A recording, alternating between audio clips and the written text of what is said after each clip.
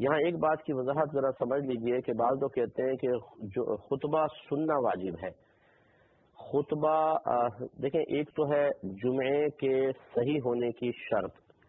تو جمعہ اسی وقت صحیح ہوگا جب خطبہ دیا جائے گا. اگر خطبہ نہ ہو تو جمعہ نہیں ہوگا. یہ جمعے کے صحیح ہونے کی شرط ہوتی ہے کہ خطبہ ہو. ایک چیز یہ ہے. دوسرا یہ ہے کہ جو خطبہ سننے کے لیے آ کر بیٹھ گئے ان پر خاموشی سے خطبے کو سننا واجب ہے.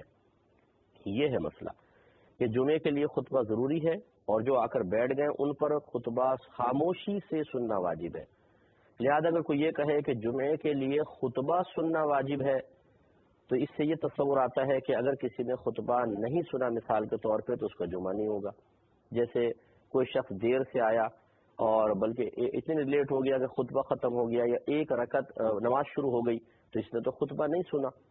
تو اگر یہ مفہوم لیا جائے کہ جس نے خطبہ نہیں سنا اس کی نماز نہیں ہوگی تو پھر یقینی سی بات ہے کہ اس کی نماز تو نہیں ہوئی. حالانکہ علماء بیان فرماتے ہیں کہ جو التحیات میں شامل ہو گیا، جمعے میں التحیات میں شامل ہو گیا، اس نے جمعے کی نماز کو پا لیا. تو بس خلاصہ کلام یہ ہے کہ یوں صحیح لفظ یوں ہی استعمال کریں کہ جمعے کے صحیح ہونے کے لیے خطبہ شرط ہے اور جو خطبہ سننے کے لیے آ گئے ہیں یعنی خطبے کے وقت موجود ہیں ان پر خاموشی سے خطبہ سننا واجب ہو جاتا ہے اور اس میں درمیان میں کلام وغیرہ کرنا لغو ہے.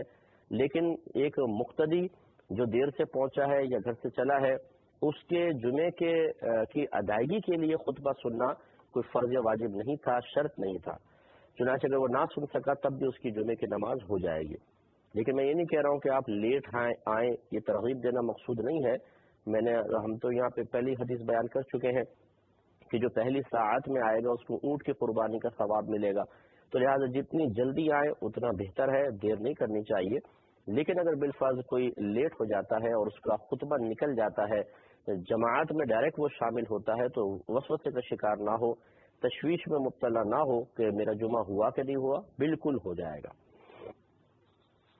تو خطبے جمعے کے دن اگر کسی نے یعنی خطبے کے دوران جمعے کے دن کسی نے کوئی کلام کیا ہو، آپ کو اگر یہ یاد آتا ہے سابقہ زندگی میں کہ آپ مثلا مسجد میں بیٹھے ہوئے تھے، بعض بزرگوں کو دیکھا ہے بچوں کو ڈانٹ دیتے ہیں، آپس میں کوئی گفتگو کر لیتے ہیں، کوئی ضروری بات ہوتی ہے پیچھے والا کے کان میں بول رہا ہوتا ہے، اس کو جواب دے رہے ہوتے ہیں، تو یہ سمجھ لیجئے کہ ہم نے گناہ کا کام کیا.